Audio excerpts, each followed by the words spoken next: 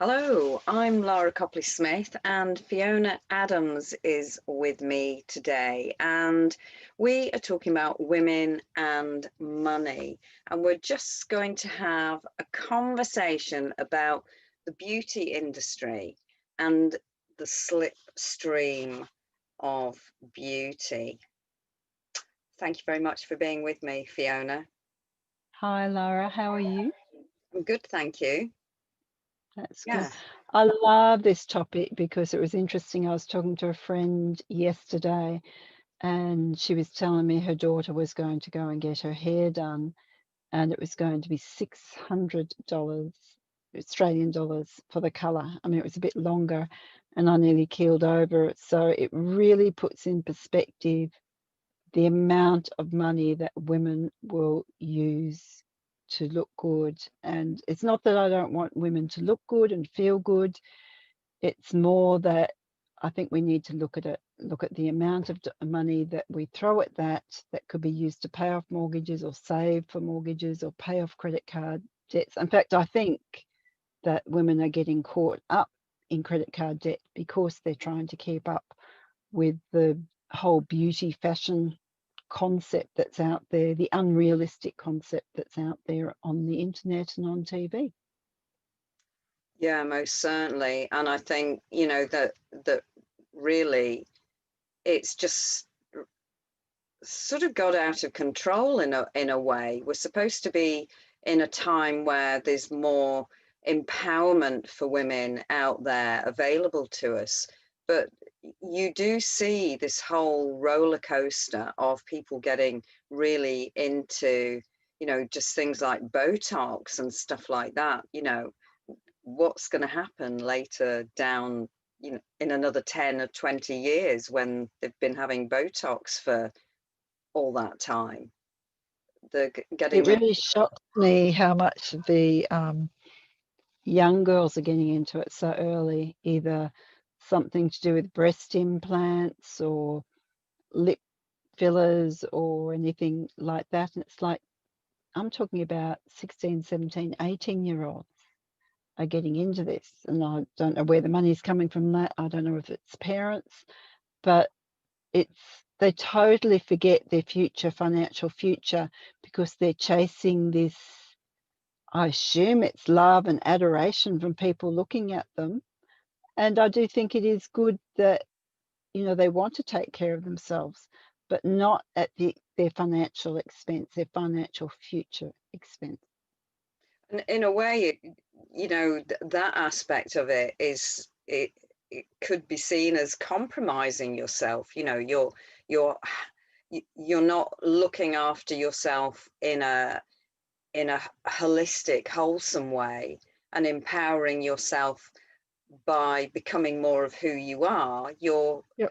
only feeling empowered if you go and have that needle, and that's how you're feeling better about yourself. So you're spending an incredible amount of, you're getting into that whole avenue of getting caught up in having to spend money in that way so that you feel good about yourself. So, I, and I think I think that it is good to feel nice. I know when I get my hair cut and I feel really good when it's just been done. I think there is an aspect of self-care around this, but there needs to be moderation. It's like the addiction, overdoing or underdoing is addictive. If there's a moderation in the middle, so you don't get the $600 hair color, you go to a nice local hairdresser and it costs you, 1/10 of the price. The makeup, for example, your named brands, I'm sure you could get the same result or very similar result with a lot cheaper. It doesn't have to be your local, I don't know what you've got there, Coles or Woolies brands, but a mm, lot cheaper and still feel good about yourself. yeah, I mean, all I know is, I mean, there are some very good brands that are au naturel and offer women everything in the UK that is chemical free and all the rest, and are incredibly good products without spending £500 on a pot of X, Y, and Z, you know. So I think part of that is getting caught up in that whole marketing and that and the slipstream of beauty. I think you're totally right. Go for the name brand instead of another brand that is still a really, and I'm the same. I like chemical-free products, and you can go for this one, which is $200, or you can go for that one, which is $30, and they still really do a great job. I've experienced both. And it's when you see these young ladies, I can't say that I know anybody under 20, but I do know some 22, 23-year-olds who are already having Botox.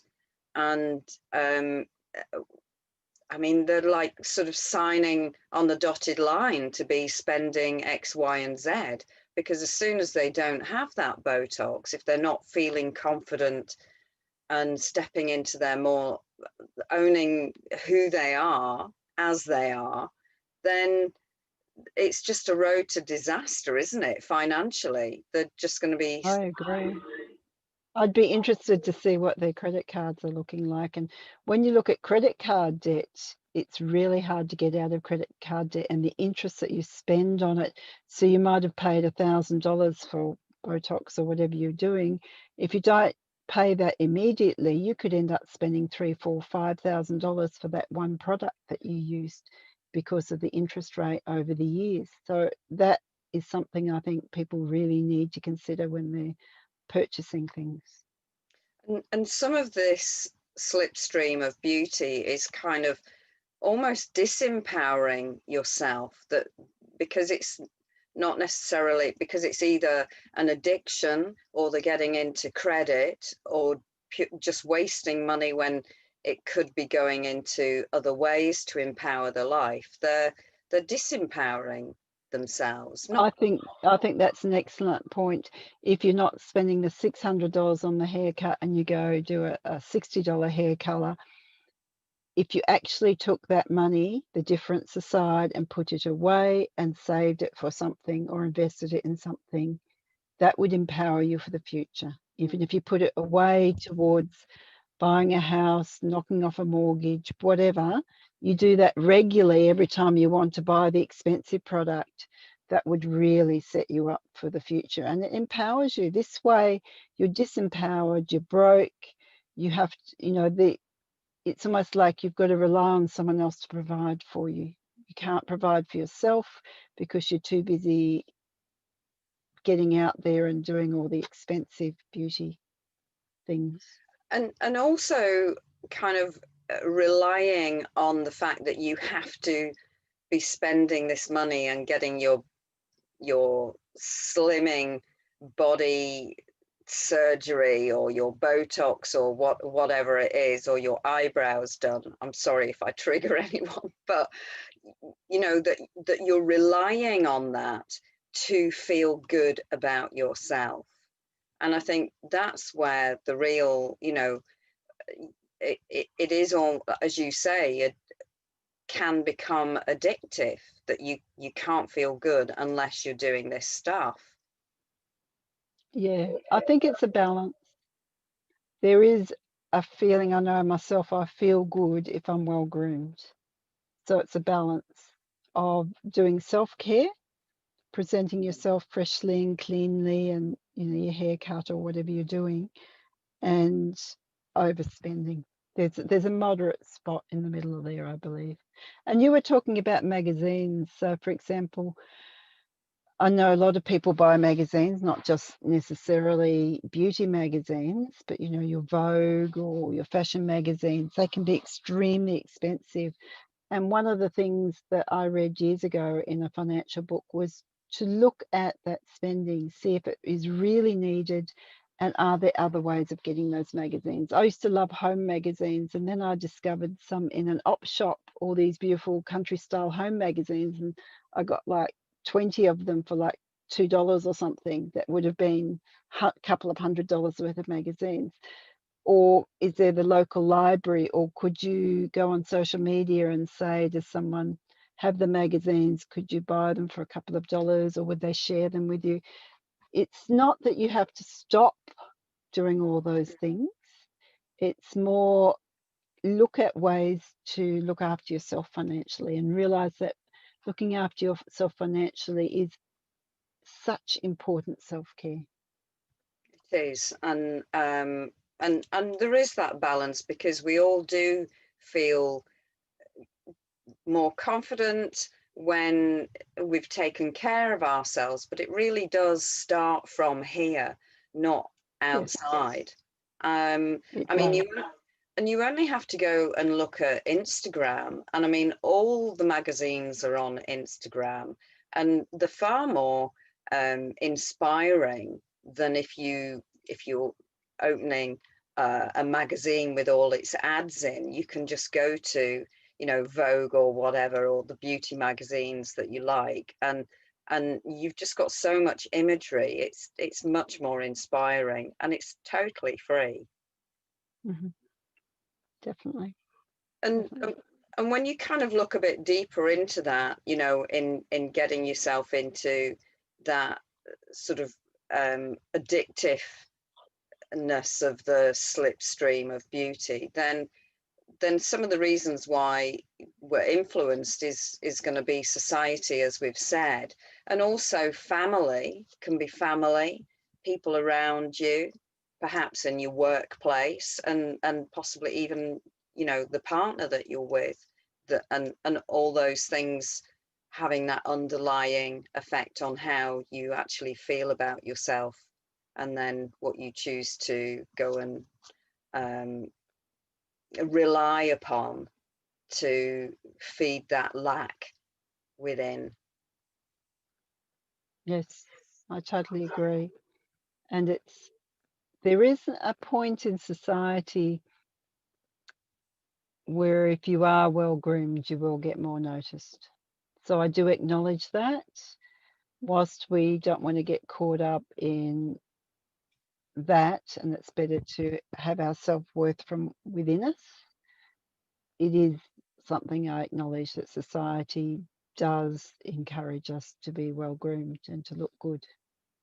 But it's long as, and that's the way it is. And if that's where you want to go, that's great. It's just don't wreck your whole financial future for it. Yeah, no, most certainly. And there's ways of being well groomed and well dressed without, um, and all that self care without getting yourself broke in the whole process. Sometimes when I hear how much people are spending on things, I think, what? Is that really? It's like, wow. It's like adding a lot to your earnings just to keep on spending on I know, I'm sorry, I keep saying Botox, but it's extraordinary what people spend. And I think the problem with that is that you lose yourself in that, as opposed to um, owning that divine feminine that we've talked about as well, and it coming from the wanting to do the self-care in a way that doesn't get you in needing credit, coming from inside and owning who you are, and that you're worthy of looking after yourself. And I think that radiates from you and makes a woman more beautiful. When they're really solid and grounded in themselves and they're connected to that divine feminine, that beauty just shines through.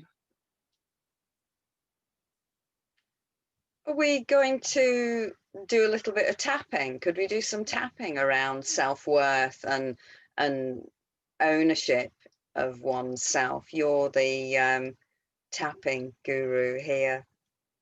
Tapping guru. Right, so it'd be something like, um, even though I get caught in the slipstream of beauty, I totally, completely, and utterly accept myself. Or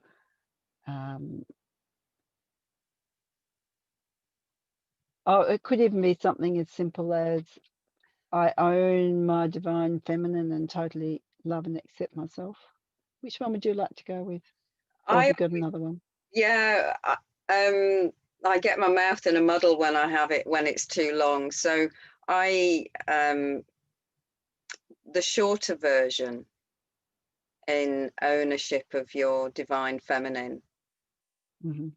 Completely love and accept myself. Something, I would go for something short like that. So I own my divine feminine. Yeah, so I own and love and accept myself. Yeah. Yes, I like that one. So we can start with the chopping on the hand. I own my divine feminine and completely and utterly love and accept myself. And deep breaths in between. I own my divine feminine and completely love and accept myself. Above the eyebrows, I own my divine feminine. Side of the eyebrows and completely and utterly love and accept myself. Under the eyes, I own my divine feminine. Above the lips and completely and utterly love and accept myself. Chin, I own my divine feminine. On the top here on the clavicle and completely and utterly love and accept myself. And under my arms, pericardium, I own my divine feminine and completely and utterly love and accept myself.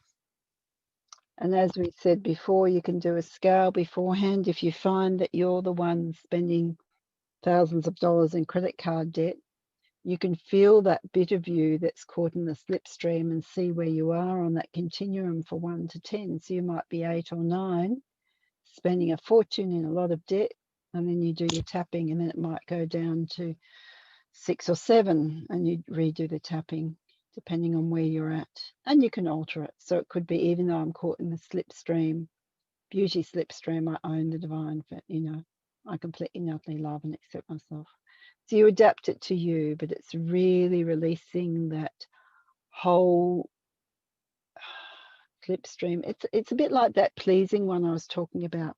It's about wanting to be accepted and loved, but we're the ones that need to accept and love ourselves. I think for me with the tapping, I would probably always go back to the perfectionism in me, and because that is kind of radiates into every area of who I am and my life. So sometimes it might be for somebody that there's a key wording that covers everything, so to speak. And mine would be, as we're talking about, that people pleasing, wanting to be loved and accepted. And yours would be the perfectionism. Like mine was over giving, so I'd overdo, I'd overspend too much money on myself to look good. So yeah, you could tie that in with our whole money history, or you could just do it for this one. Even though I spend too much money on beauty, I totally love and accept myself. And then as you're going down, I release the need to spend so much money on beauty. Actually, that's a good one. Yeah. And I release, even though I spend too much money on beauty, I release the need to do that, and I completely and utterly love and accept myself. So that tapping is really talking through on a personal level what relates to you. It's not a something that you have to follow exactly what we're saying, but it's for you and releasing that whole addictive pattern. And it's just so exhausting and so draining, not just of your money, but your energy, your time. Time before. I used to get my nails done. I don't now, ordinary horsey nails. And not only the money I spent once a fortnight, but I was there for a couple of hours in the nail bar. I'd lose that. And I could have been using that on my online business.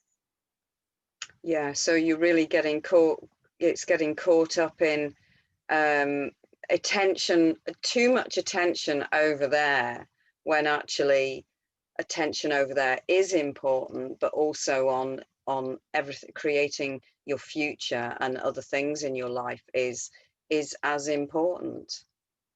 Feels to me like we're coming back to that whole balance thing.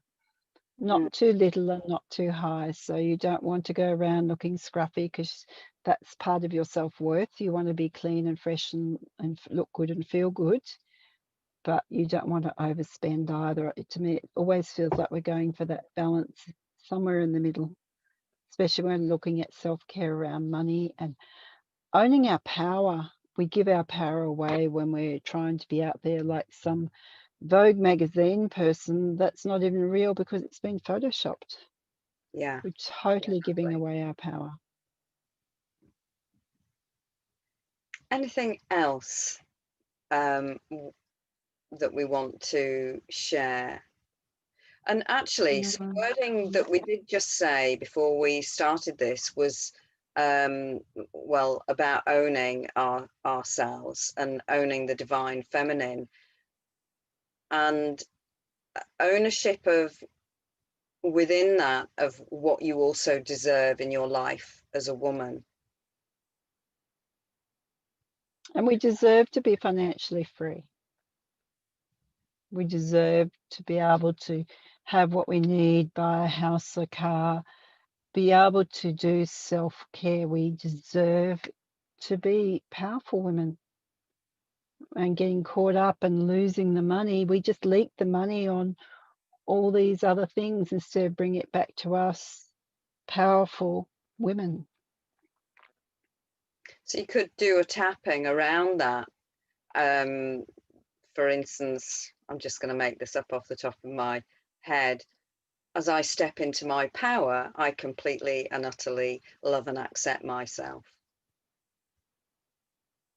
That's what mine would be. And you could start with the whole, you know, I've been caught up in society's beauty. I completely and utterly accept myself. I've been overspending on beauty products, and then by the end of it, you could go down to, and I own my power, my feminine power, and I completely and utterly love and accept myself.